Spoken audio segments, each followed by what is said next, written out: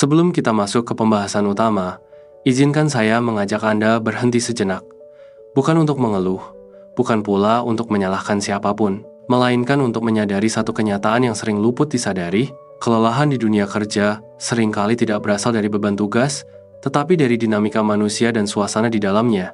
Jika tulisan-tulisan seperti ini membantu Anda memahami diri sendiri dengan lebih jernih, silakan subscribe agar tidak tertinggal pembahasan berikutnya. Dan bila di salah satu bagian Anda merasa, akhirnya ada yang menjelaskan ini dengan kata-kata yang tepat, silakan tinggalkan komentar. Tidak untuk menghakimi atau membandingkan, tetapi sebagai penanda bahwa pengalaman ini nyata dan dialami banyak orang. Sekarang, mari kita mulai. Lingkungan kerja toksik jarang tampil sebagai kekacauan.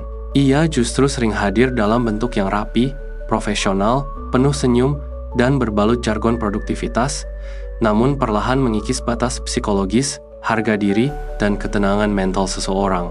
Ada satu hal yang jarang disadari ketika seseorang berada di lingkungan kerja toksik. Kelelahan tidak datang karena terlalu banyak pekerjaan, melainkan karena terlalu banyak hal yang ingin dikendalikan. Padahal, sejak awal berada di luar kendali. Ekspresi orang lain misalnya, wajah atasan yang dingin, nada suara rekan kerja yang meremehkan, atau senyum yang terasa tidak tulus. Penilaian orang terhadap kinerja kita, pendapat orang lain yang dibicarakan tanpa pernah dikonfirmasi, hingga kebijakan atasan yang berubah sewaktu-waktu tanpa penjelasan, termasuk ejekan yang dibungkus candaan, perilaku dibully yang dinormalisasi, dan hal-hal buruk yang datang tanpa bisa dicegah. Semua itu berada di luar kendali. Namun, lingkungan kerja toksik membuat kita seolah bertanggung jawab atas semuanya. Ketika suasana memburuk, kita mulai mencari kesalahan di dalam diri. Di titik inilah, pikiran mulai lelah. 8 jam kerja selesai di jam pulang, tetapi tidak pernah benar-benar berhenti di kepala. Bertahan secara psikologis bukan berarti menjadi lebih kuat dengan menahan semuanya, melainkan menjadi lebih jernih dalam memilih apa yang pantas memakan energi. Ketika seseorang terus mencoba mengendalikan penilaian orang, ekspresi manusia lain, atau dampak global dari sebuah sistem yang tidak sehat, ia perlahan kehilangan fokus pada wilayah yang sebenarnya masih bisa diatur. Padahal, di tengah kekacauan, masih ada ruang kendali yang utuh. Ucapan, tindakan, reaksi, emosi, fokus, disiplin, tujuan, keputusan, prioritas, dan usaha. Ucapan, misalnya, seringkali menjadi ladang konflik di lingkungan toksik. Banyak orang kelelahan karena berusaha membuat kata-katanya diterima, dipahami, dan tidak disalahartikan. Padahal, penerimaan orang lain berada di luar kendali. Yang masih bisa dipegang adalah bagaimana struktur kalimat disusun. Ketika ucapan dijaga tetap faktual, singkat, dan tidak emosional, ia berhenti menjadi alat pembuktian diri dan berubah menjadi alat perlindungan. Bukan untuk memenangkan percakapan, tetapi untuk menjaga batas. Hal yang sama berlaku pada tindakan. Tidak semua situasi menuntut respons. Lingkungan kerja toksik sering memancing reaksi cepat, sindiran mendadak, kritik tanpa konteks, atau tuntutan yang membuat tubuh refleks ingin membela diri. Namun di antara stimulus dan respons, selalu ada jeda kecil.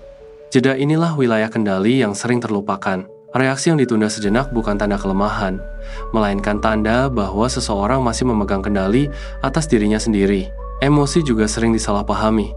Banyak yang mengira bertahan berarti mematikan perasaan. Padahal, emosi tidak perlu dimusnahkan, hanya perlu diatur. Rasa marah, kecewa, atau lelah tidak menjadi masalah selama tidak langsung berubah menjadi ekspresi yang merugikan diri. Ekspresi orang lain mungkin berada di luar kendali, tetapi raut wajah sendiri masih bisa dijaga. Ekspresi yang tenang, rendah intensitas, dan stabil bukan berarti kalah. Itu menunjukkan kematangan dalam mengelola tekanan. Di tengah semua itu, fokus sering bocor kemana-mana. Pikiran terseret ke masa lalu yang disesali, ke hal buruk yang diulang-ulang, atau ke dampak global yang sebenarnya tidak bisa diubah oleh satu orang. Fokus yang tercecer membuat energi habis tanpa arah. Bertahan secara sehat berarti menarik fokus kembali ke satu pertanyaan sederhana. Apa yang masih bisa saya lakukan hari ini dengan utuh tanpa mengorbankan diri? Fokus seperti ini tidak mengubah sistem, tetapi menjaga seseorang tetap fungsional di dalamnya. Disiplin dan usaha pun sering terdistorsi maknanya. Di lingkungan toksik, disiplin sering diartikan sebagai selalu tersedia, selalu mengiyakan, selalu bertahan lebih lama. Padahal, disiplin sejati justru tampak ketika seseorang konsisten menjaga batas. Usaha yang sehat bukan tentang seberapa banyak diri dikorbankan, melainkan seberapa sadar energi diarahkan. Kita tidak bisa mengendalikan apakah usaha dihargai atau tidak, tetapi kita bisa mengendalikan kemana usaha itu diberikan. Ketika tujuan mulai kabur, prioritas terabaikan, dan keputusan terus ditunda karena takut penilaian orang, seseorang perlahan kehilangan kompas. Padahal tujuan, prioritas, dan keputusan adalah pusat kendali personal. Selama itu masih disadari dan dijaga, sistem tidak pernah sepenuhnya menguasai individu. Bahkan, di lingkungan paling tidak sehat sekalipun, kesadaran ini menjaga martabat psikologis tetap utuh. Ejekan, penilaian orang, pendapat orang lain, dan pengalaman dibully memang menyakitkan. Namun, mencoba mengendalikan semuanya hanya akan memperpanjang luka. Yang bisa dikendalikan adalah sejauh mana semua itu diberi ruang di dalam pikiran. Tidak semua hal buruk harus dilawan, sebagian cukup tidak diberi tempat. Ketika seseorang berhenti menjadikan opini orang sebagai pusat hidup, ia mulai kembali pada dirinya sendiri. Pada akhirnya, 8 jam kerja seharusnya selesai ketika hari berakhir. Jika ia terus hidup di kepala, di tubuh, dan di napas, seringkali bukan karena kurang kuat, melainkan karena terlalu lama memikul hal-hal yang berada di luar kendali. Saat perhatian kembali diarahkan pada ucapan, tindakan, reaksi, emosi, fokus, disiplin, tujuan, keputusan, prioritas, dan usaha kendali pun kembali ke tempat yang semestinya. Lingkungan mungkin belum berubah, orang-orang mungkin tetap sama, namun di dalam diri, sesuatu sudah berbeda. 8 jam itu akhirnya mulai menemukan akhirnya, bukan karena dunia menjadi lebih ramah, tetapi karena batas akhirnya ditegakkan dengan sadar. Namun menyadari kendali bukan berarti segalanya langsung terasa ringan. Justru setelah batas mulai ditegakkan, banyak orang mengalami fase yang lebih sunyi. Fase ketika tidak lagi bereaksi berlebihan, tidak lagi ikut drama, tidak lagi berusaha menyenangkan semua pihak, dan karena itu terasa berbeda. Lingkungan yang terbiasa mendapatkan respons emosional seringkali tidak nyaman dengan ketenangan. Disinilah ujian sebenarnya dimulai. Ketika Anda berhenti terpancing, sebagian orang akan mengira Anda dingin. Ketika Anda mulai berbicara singkat dan faktual, sebagian akan menilai Anda berubah. Ketika Anda menjaga jarak emosional, ada yang menafsirkan itu sebagai sikap tidak kooperatif. Penilaian semacam ini hampir selalu muncul, dan semuanya tetap berada di luar kendali. Yang sering terlupa adalah satu hal sederhana. Ketenangan tidak membutuhkan izin siapapun. Dalam psikologi, kondisi ini dikenal sebagai pergeseran locus of control internal. Bukan karena dunia di luar menjadi lebih baik, melainkan karena pusat kendali berpindah kembali ke dalam diri. Pada fase ini, seseorang mulai menyadari bahwa tidak semua suasana perlu direspon, tidak semua nada suara perlu ditafsirkan, dan tidak semua ekspresi orang lain mengandung pesan tersembunyi tentang dirinya. Banyak hal hanyalah cerminan dari kelelahan orang lain, ketidakmampuan mereka mengelola emosi, atau sistem yang memang tidak sehat sejak awal. Ketika kesadaran ini menguat, cara seseorang hadir di ruang kerja pun berubah. Bukan menjadi pasif, melainkan menjadi lebih selektif. Ucapan menjadi lebih ringkas, bukan karena takut, tetapi karena tidak lagi ingin menjelaskan diri kepada mereka yang tidak berniat memahami. Tindakan menjadi lebih terarah, bukan karena ambisi, melainkan karena energi tidak lagi dihamburkan untuk hal-hal yang tidak berdampak. Reaksi menjadi lebih tenang, bukan karena mati rasa, tetapi karena emosi sudah tidak dibiarkan menguasai kemudi.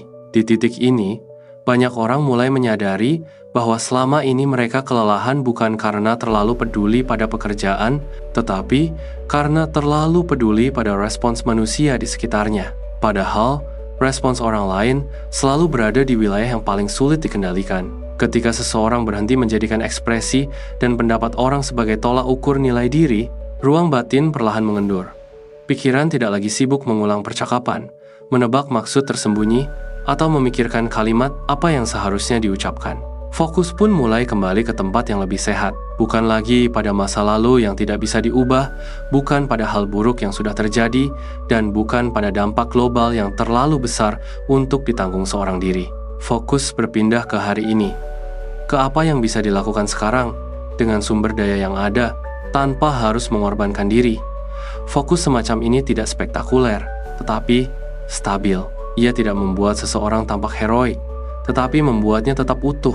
Di lingkungan kerja toksik, disiplin sering disalahpahami sebagai kemampuan menahan tekanan tanpa suara. Padahal disiplin yang paling sulit justru adalah disiplin untuk berhenti. Berhenti menjelaskan diri secara berlebihan. Berhenti menanggung beban yang bukan tanggung jawab. Berhenti berharap pengakuan dari sistem yang tidak pernah berniat memberi. Disiplin ini sunyi, tidak terlihat, tetapi sangat menentukan kesehatan mental jangka panjang. Usaha pun mulai menemukan bentuk yang lebih jujur.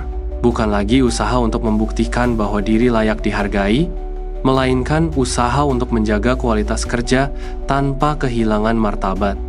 Ketika usaha tidak lagi dikaitkan dengan validasi, seseorang bisa bekerja dengan lebih bersih secara emosional. Ia tahu bahwa hasil bisa dinilai, tetapi nilai dirinya tidak lagi ikut dipertaruhkan di setiap penilaian. Pada tahap ini, tujuan dan prioritas yang sempat kabur mulai terlihat kembali. Tujuan tidak lagi hanya tentang bertahan hari demi hari, melainkan tentang arah hidup yang lebih luas.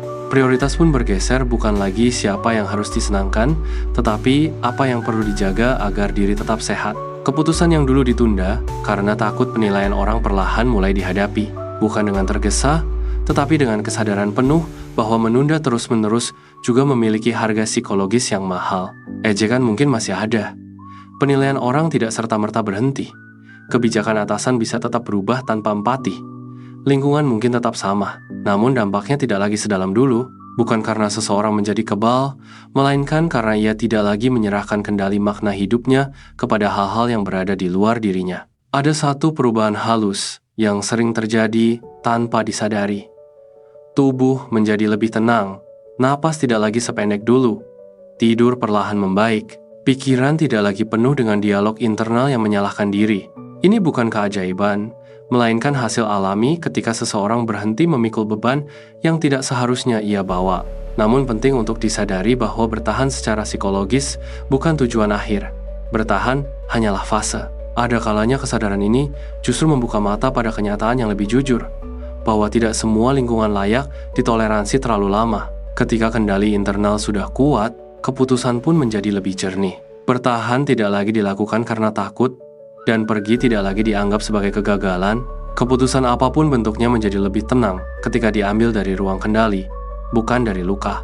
Entah itu memilih tetap tinggal dengan batas yang lebih tegas, atau memilih melangkah pergi dengan kepala tegak, keduanya sah ketika dilakukan secara sadar. Psikologi yang sehat tidak memaksa satu jalan, melainkan memastikan bahwa jalan yang dipilih tidak menghancurkan diri. Disinilah makna 8 jam itu benar-benar berubah. 8 jam tidak lagi terasa seperti waktu yang mencuri hidup, tetapi sebagai bagian hidup yang diberi porsi sewajarnya. Ia tidak merembes ke seluruh hari, tidak menetap di kepala saat malam, dan tidak mendefinisikan nilai seseorang sebagai manusia. 8 jam kembali ke fungsinya. Ruang bekerja, bukan ruang menyiksa. Banyak orang menunggu lingkungan berubah agar bisa merasa tenang. Padahal, ketenangan seringkali datang lebih dulu, justru ketika kendali dikembalikan ke tempat yang semestinya, bukan pada ekspresi orang lain, bukan pada penilaian, bukan pada kebijakan yang tidak bisa diubah, melainkan pada ucapan yang dipilih dengan sadar, tindakan yang diambil dengan tenang, reaksi yang tidak impulsif, emosi yang dikelola, fokus yang dijaga, disiplin yang konsisten, tujuan yang jelas, prioritas yang jujur, keputusan yang bertanggung jawab, dan usaha yang tidak mengorbankan diri. Lingkungan kerja toksik memang tidak ramah. Namun, tidak semua yang tidak ramah harus dihadapi dengan luka. Sebagian cukup dihadapi dengan batas. Ketika batas itu kokoh, seseorang tidak lagi bertanya, "Mengapa mereka seperti ini?" Ia mulai bertanya, "Apa yang masih bisa saya kendalikan hari ini?" Dan pertanyaan itu, sesederhana apapun, seringkali menjadi awal dari pemulihan yang paling nyata. Pada akhirnya, bertahan secara psikologis bukan tentang menjadi kuat tanpa celah, melainkan tentang tetap sadar di tengah tekanan, tentang tahu kapan harus berbicara dan kapan harus diam, kapan harus berusaha dan kapan harus berhenti, kapan harus bertahan dan kapan harus pergi. Kesadaran ini tidak datang sekaligus, tetapi tumbuh pelan-pelan, seiring seseorang belajar melepaskan hal-hal yang memang tidak pernah berada di tangannya. Dan ketika suatu hari 8 jam, itu benar-benar selesai bukan hanya di jam, tetapi juga di pikiran yang tersisa, bukan kemenangan besar atau pembuktian apapun, melainkan kelegaan yang sunyi. Kelegaan karena seseorang tidak lagi berperang dengan dirinya sendiri, tidak lagi memaksa kuat di atas luka yang belum sembuh. Di titik inilah berdamai dengan diri sendiri menjadi proses psikologis yang nyata.